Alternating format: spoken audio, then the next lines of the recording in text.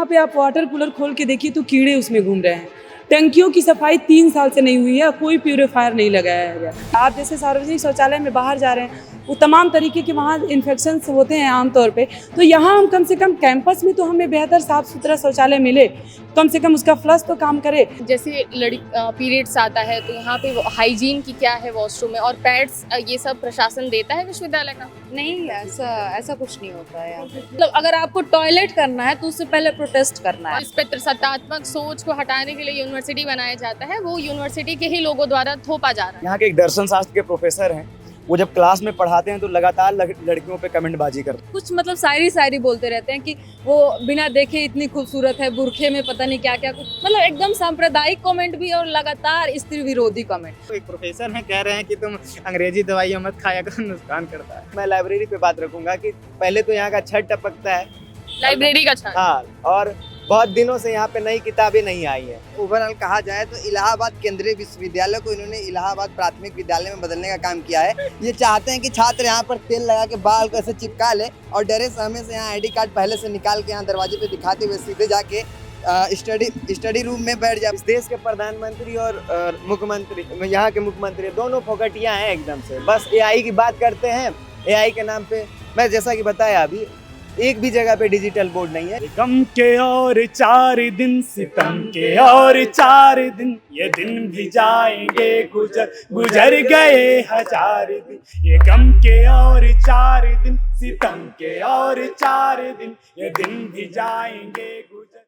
हम लोग इस वक्त इलाहाबाद यूनिवर्सिटी के गेट के बाहर खड़े हुए हैं। आप इधर देख सकते हैं कि सीनेट परिसर का ये गेट है। हमारे साथ यहाँ पे इलाहाबाद यूनिवर्सिटी में पढ़ने वाले बहुत सारे छात्र हैं। इलाहाबाद को यूनिवर्सिटी को सेंट्रल यूनिवर्सिटी का दर्जा दिया गया है, बावजूद इसके बुनियादी सुविधाओं से जूझ रही है पूरी यूनिवर्सिटी। तो हमारे साथ बहुत सारे स्टूडेंट्स हैं जो अपनी बात रखना चाहते हैं, और आप भी सुनिए कि एक यूनिवर्सिटी जो सेंट्रल यूनिवर्सिटी है, जहां जिसने देश को कई प्रधानमंत्री दिए, मंत्री दिए, IAS PCS दिए, आज 2026 में उस यूनिवर्सिटी की क्या हालत है? हाँ, इस समय मतलब विश्वविद्यालय के कुछ बुनियादी ज़रूरतों को लेकर, जैसे आपने पूछा, पानी और शौचालय के ही मुद्दे को लेकर के पिछले दिनों की बात हुई थी, और उसके बाद से यहाँ पे आप वाटर कूलर खोल के देखिए तो कीड़े उसमें घूम रहे हैं।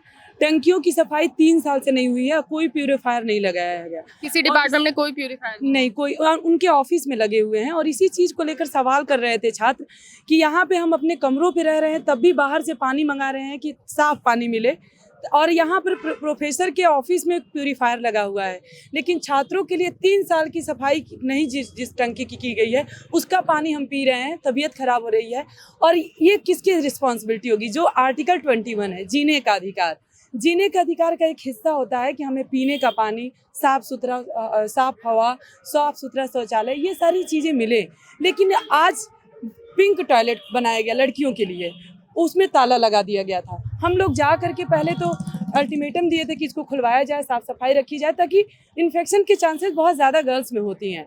लेकिन वहाँ पर पिंक टॉयलेट खोला नहीं गया। हम लोग अंततः लॉक तोड़ना पड़ा था, उसके बाद से वो खोला गया। फिर बाद में उसको लेकर के होता था कि सफाई नहीं होती थी, फ्लश काम नहीं कर रहा है, तो फिर उसका क्या मतलब रह जाएगा? आप जैसे सार्वजनिक शौचालय में बाहर जा रहे हैं, वो तमाम तरीके के वहाँ इन्फेक्शंस होते हैं आमतौर पे। तो यहाँ हम कम से कम कैंपस में तो हमें बेहतर साफ़ सुथरा शौचालय मिले, कम से कम उसका फ्लश तो काम करे। लेकिन अगर इन चीज़ों की प्रॉपर सफाई नहीं होगी, किस बात के लिए आप हर साल फीस बढ़ा रहे हैं? वॉशरूम में सफाई भी नहीं होती। बिल्कुल, जब प्रदर्शन हुआ था तब उन्होंने इन मांगों को माना था और ये कहा था कि हम साफ सफाई करवाएंगे, लेकिन वो कुछ दिनों तक चला, लेकिन हालत वही है। जैसे पीरियड्स आता है तो यहाँ पे हाइजीन की क्या है वॉशरूम में, और पैड्स ये सब प्रशासन देता है विश्वविद्यालय का? नहीं, ऐसा कुछ नहीं होता है यहाँ पे। फीस तो लिया जाता है, मेडिकल फीस लिया जाता है, लेकिन सैनिटरी पैड हमें कभी प्रोवाइड नहीं किए जाते। मतलब इनको कोई फर्क ही नहीं पड़ता है।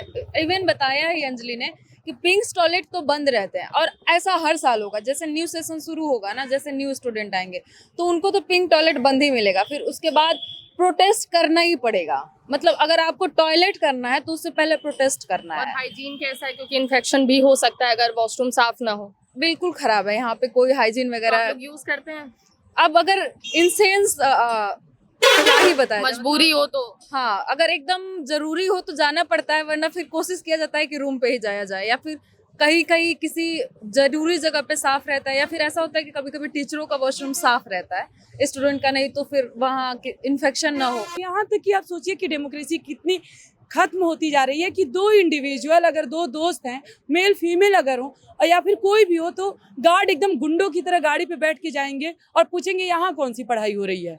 ये कैंपस के भीतर क्या क्लास केवल कैंपस के क्लासरूम में डेस्क बेंच पे बैठ के होती है? क्या कोई भी ऐसे बहस मुबाहिसा होनी हो, अलग अलग विषयों के स्टूडेंट मिल रहे हो, तो क्या वो दो अगर नहीं भी कोई स्टडी से रिलेटेड बात कर रहे हो, तो क्या बैठ करके बात करना अपने में कोई अपराध है? ये विश्वविद्यालय का लॉन, यहाँ का क्लासरूम किसके लिए है? हम छात्रों के लिए है। और वहाँ पर भी अगर आप इस तरह के दकियानूसी सोच से आते हैं और इस तरह की कोई मेल फीमेल बैठा तो आप इस तरह के अप्रोच से बात करते हैं, कितनी भयानक बात है। जिस पितृसत्तात्मक सोच को हटाने के लिए यूनिवर्सिटी बनाया जाता है, वो यूनिवर्सिटी के ही लोगों द्वारा थोपा जा रहा है। हम ये मानते हैं ना कि ये विश्वविद्यालय के लिए बहुत शर्मनाक बात है, जहाँ हमें बहुत बेसिक नीड्स, हमारी पानी, साफ सुथरा शौचालय, लाइब्रेरी में उपलब्ध किताबें होनी चाहिए, एक ऐसा माहौल होना चाहिए जहाँ पे हम बातचीत कर सके बिना डरे, बिना कोई ये दिखे कि हमें हमारे ऊपर कोई जजमेंट, बिना कोई हमें जज किए ही चला जाए। लेकिन ये तमाम चीज़ों को लेकर के हम लोग फिर कैसे जेंडर इक्वालिटी की बात कर रहे हैं आप? जेंडर इक्वालिटी का पूरा एक कोर्स बकायदा चलता है सेंट्रल यूनिवर्सिटी में, हाँ, वुमेन स्टडीज। तो आप जब यूनिवर्सिटी में ही अगर आप जेंडर इक्वालिटी नहीं रख रहे हैं, आप डाउट की नज़र से देख रहे हैं, तो वो तो एक दकियानूसी और पितृसत्तात्मक सोच का पार्ट है, जिससे बचने के लिए, जिसको दूर करने के लिए छात्र यूनिवर्सिटी तक पहुंच रहे हैं। यही तो हम कह रहे हैं कि सबसे ज़्यादा कोई डेमोक्रेटिक स्पेस हमें मिलता है तो वो हमारा कॉलेज कैंपस होता है। हम घर में गांव से, उस गांव से आते हैं जहां पर 75 तरह के लोग देखते हैं, घूरते हैं और तमाम तरीके से सोचते हैं। अगर कोई मतलब बाहर निकल रहा है तो उसके भी चरित्र पर तमाम तरीके की चीज़ें टीका टिप्पणी की जाती हैं। हम यहाँ आते हैं कि उस तरह का हमें माहौल नहीं मिलेगा, लेकिन गार्ड से लेकर के प्रोफेसर तक उसी दकियानूसी और पितृसत्तात्मक सोच से लैस हैं और जहाँ पर पग पग पर वो जजमेंट देते रहते हैं। क्या वो जेंडर बाइस्ड कोई कमेंट्स भी पास किए जाते हैं? बिल्कुल करते हैं हम। यहाँ के एक दर्शन शास्त्र के प्रोफेसर हैं, वो जब क्लास में पढ़ाते हैं तो लगातार लड़कियों पे कमेंटबाजी करते हैं। जैसे मतलब कब कहते हैं कि कुछ मतलब शायरी बोलते रहते हैं कि वो बिना देखे इतनी खूबसूरत है, बुरखे में पता नहीं क्या क्या, मतलब एकदम सांप्रदायिक कमेंट भी और लगातार स्त्री विरोधी कमेंट। और दरअसल होता यह है ना कि गांव से आए रहते हैं स्टूडेंट 12th के बाद ही, तो वो इंजॉय करके उसमें इंगेज रहते हैं। फिर बहुत मतलब वाकई विश्वविद्यालय हमें बताता है कि ये चीज़ गलत है, क्योंकि हमें बाहर माहौल मिला नहीं होता है। भोजपुरी गाने फुहड़ सुने होते हैं तो उसके सामने वो गलत ही नहीं लगता है, लेकिन बाद में अगर ऐसा माहौल मिले तब तो पता चले कि स्त्री विरोधी बात। और किस तरीके के क्लासेस comments बनाई होते गई हैं? हैं, बहुत सारे क्लासेस हैं एजुकेशन में और कई सारे डिपार्टमेंट में।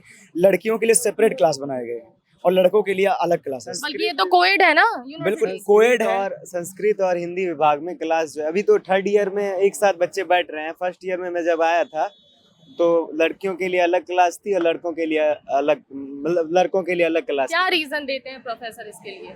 पता नहीं, यही जाने, लेकिन मैं तो जहाँ तक देखा हूँ कि अलग अलग ही बैठाया मतलब जा ये रहा है। सेंट्रल यूनिवर्सिटी है, इतना ज्यादा यहाँ पे पिछड़ापन है, मतलब और यहाँ प्रोफेसर्स के बीच में। मुझे बताइए, ये मतलब यूनिवर्सिटी में कोई लॉ है, कोई नियम है ऐसा कि? ऐसा कोई नियम हम लोगों ने देखा नहीं है। अपनी सोच है कि लड़के लड़के साथ पढ़ेंगे दोस्तियां होंगी, लड़के लड़के साथ पढ़ेंगी दोस्तियां होंगी, तो कुछ बिगड़ ना जाए उनके सेंस में। लेकिन वो बिगड़ना क्या होता है आप भी समझ रही हैं। पहले तौर पे हम देश को कौन चलाएगा ये तय करने का हक रखते हैं, लेकिन हम किससे दोस्ती करेंगे, किससे बात करेंगे, किसके साथ घूमेंगे, ये हमारी आज़ादी आज भी नहीं है। डेमोक्रेटिक स्पेस की हालत यह है कि अभी 15 अगस्त आने वाला है। 15 अगस्त के दिन सेलिब्रेट किया जाएगा। यहाँ पे वाइस चांसलर आएंगी, सेलिब्रेशन होगा, उनका स्पीच होगा और स्पीच होने के बाद कैंपस बंद। मतलब बहुत आदर्शवादी बातें करती हैं यहाँ की VC 2 दिन आती हैं और उसके बाद एस्कॉर्ट लगा होता है आगे पीछे, उसके आगे ताकि अगल बगल बच्चे ना आ तो सके। उनको खतरा बच्चों से है? बच्चों से ही खतरा है। हम लोग आतंकवादी हैं, बम फेंक देंगे, मर बढ़ जाएंगे।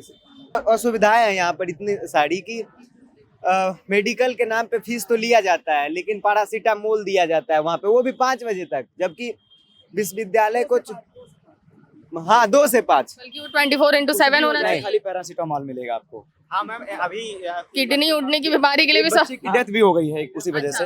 एक बच्चे को हीट स्ट्रोक की वजह से वो पानी पिया और तुरंत वो बेहोश हो गया। छात्रों ने कहा एम्बुलेंस प्रोवाइड करवाने के लिए। डीएसडब्ल्यू आए, पता लगा कि वो डीएसडब्ल्यू के घर पे सब्जी देने के लिए या पता नहीं किसी काम के लिए गया था, एम्बुलेंस ही प्रोवाइड नहीं कराया गया और उसको हॉस्पिटल ले जाने में देरी हो गई, उसकी डेथ हो गई। तो इस तरह से यहाँ पे हालत है। अभी मैम कुछ बच्चों का डेलीगेशन गया था यहाँ पे डीएसडब्ल्यू के पास में, तो वहाँ एक छात्र कहता है कि जैसे यहाँ पे मेडिकल फैसिलिटी के नाम पे उसने कहा कि दवाएं नहीं है, आप लोग दवाई उपलब्ध कराइए। तो एक प्रोफेसर हैं कह रहे हैं कि तुम अंग्रेजी दवाइयाँ मत खाया करो, नुकसान करता है। ये कैसा नुकसान करता है? पता नहीं क्या, एलोपैथी ना खाया करो, आयुर्वेदिक।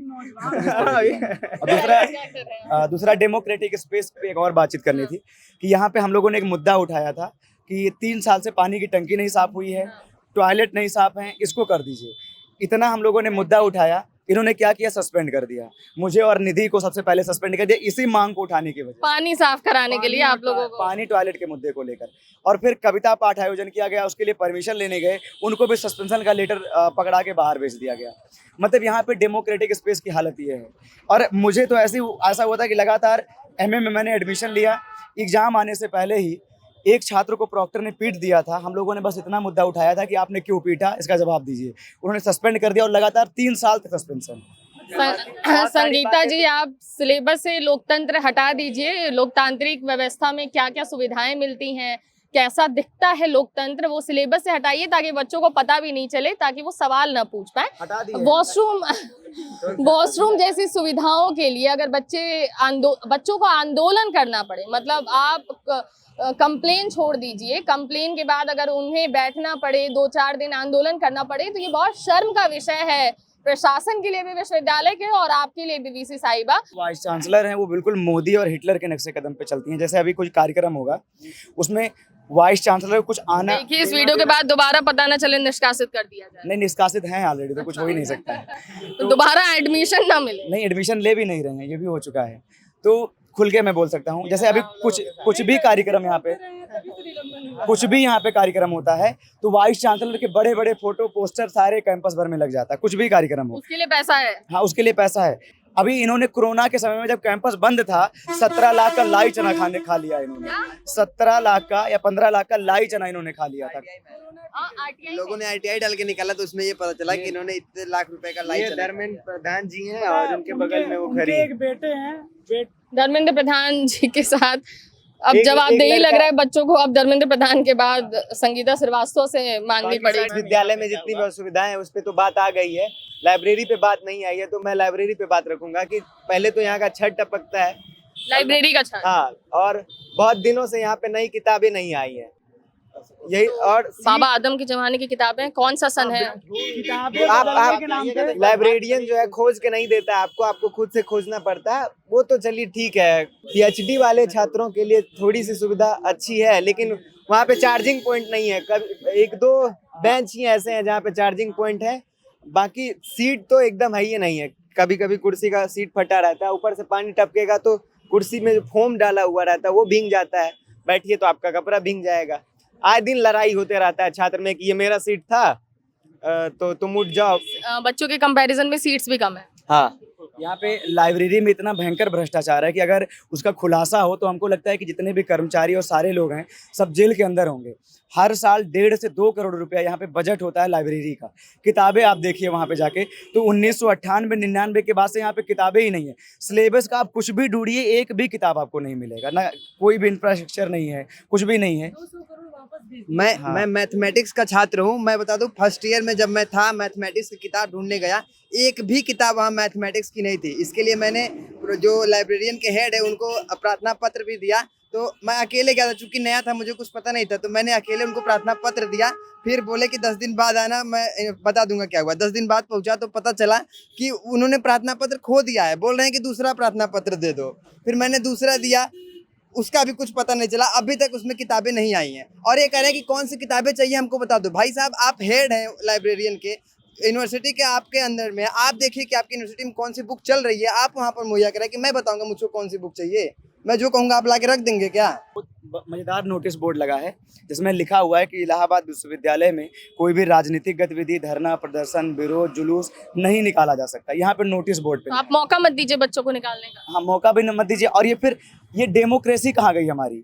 और इन्होंने चलिए बच्चे नहीं निकालेंगे, मतलब हम डेमोक्रेसी वैसे भी नहीं है, जितना बात आप लोगों ने जितनी बात बताई उस हिसाब से डेमोक्रेसी है भी नहीं, तो ठीक है बच्चे नहीं निकालेंगे, बेसिक सुविधा दे दीजिए आप लोग। ये इतना मजेदार है, एक दिन ये नोटिस जारी करके ये बोलते हैं कि अगर विश्वविद्यालय में आपको विरोध प्रदर्शन या कुछ भी ऐसा करना है तो पहले हमसे पहले परमिशन लीजिए। यानी हमको आपके खिलाफ प्रदर्शन करना है, आपसे हम परमिशन लेने जाएं कि हमको साहब परमिशन दे दीजिए कि आप हमें आपका विरोध करना है। मतलब इस तरीके से यहाँ कुल पे मिलाकर ओवरऑल कहा जाए तो इलाहाबाद केंद्रीय विश्वविद्यालय को इन्होंने इलाहाबाद प्राथमिक विद्यालय में बदलने का काम किया है। ये चाहते हैं कि छात्र यहाँ पर तेल लगा के बाल को ऐसे चिपका ले और डरे समय से यहाँ आईडी कार्ड पहले से निकाल के यहाँ दरवाजे पे दिखाते हुए सीधे जाके स्टडी रूम में बैठ जाए, अपने कक्ष में बैठ जाए और उनके द्वारा जो पीपीटी तैयार करके लाया जाता है उन पीपीटी खोल के पढ़ दे, बच्चे सुन के फिर बैग उठाएं और फिर अपने कमरे पे निकल जाए। यहाँ कहीं बैठ के डिजिटल बोर्ड भी नहीं है कोनो विभाग में, एकदम डिजिटल बोर्ड नहीं है, सब पुरानका चौक डेस्टर वाला जमाना नहीं है। डिजिटल भारत की फिर बात, ऐसे फोकटिया है प्रधानमंत्री, मन की बात नहीं सुनाई जाती यूनिवर्सिटी में। इस देश के प्रधानमंत्री और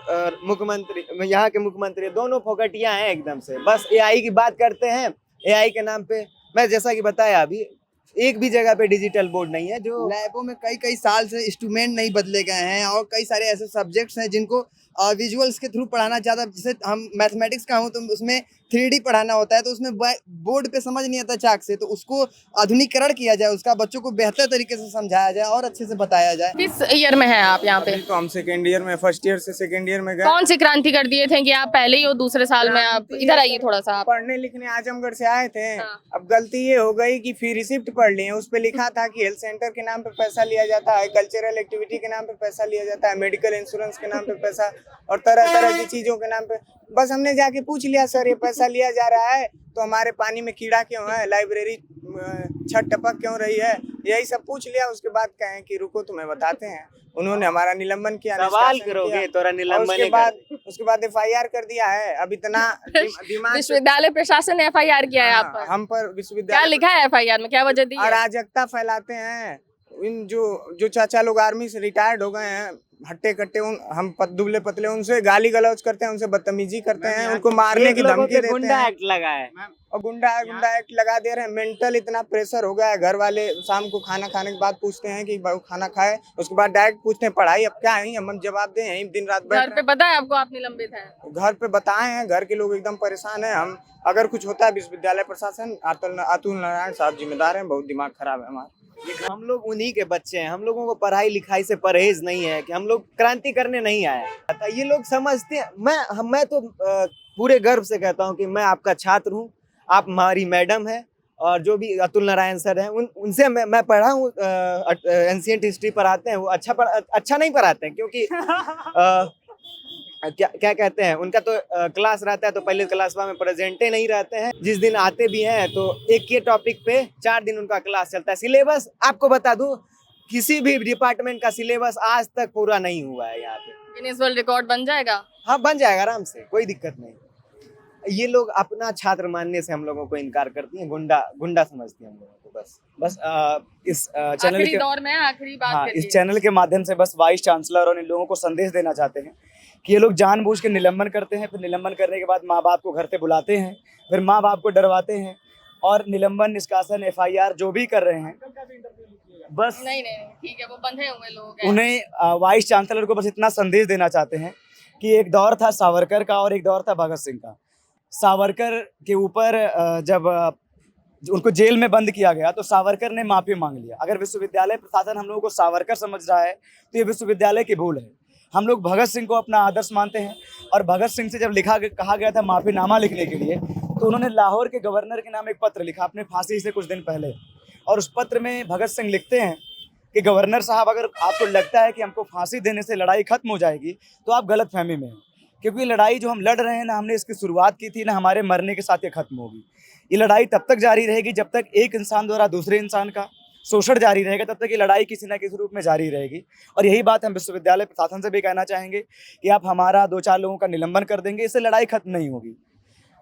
नौजवान लोग हैं, जिंदा खून है, भगत सिंह के वारिस है, भगत सिंह को पढ़ते हैं लोग, लड़ेंगे और आपके नाक में दम किए रहेंगे और विश्वविद्यालय कैंपस को आज़ाद करा के मानेंगे। बच्चे अपने पेरेंट्स के ही नाक में दम करते हैं। अंत में मैं बिहार से आया हूँ, ये कहना बहुत जरूरी है मेरे लिए, बहुत जिम्मेदारी से कह रहा हूँ। बहुत पिछड़ा क्षेत्र है, मैं सीमांचल से आता हूँ, कोसी का क्षेत्र है, कोसी का क्षेत्र है, हर एक साल वहाँ पे बाढ़ आती है। तो मैं बीसी से कह देना चाहता हूँ, ये गम के हैं 4 दिन, सितम के और 4 दिन, ये दिन भी जाएंगे, गुजर गए 1000 दिन। ये गम के और 4 दिन, सितम के और 4 दिन, ये दिन भी जाएंगे, गुजर गए 1000 दिन। ये गम के और 4 दिन, सितम के और 4 दिन, ये दिन भी जाएंगे, गुजर गए 1000 दिन। कभी तो होगी इस जमीन पर ही बहार की नजर, अगर कहीं है स्वर्ग तो उतार ला जमीन पर। तू जिंदा है,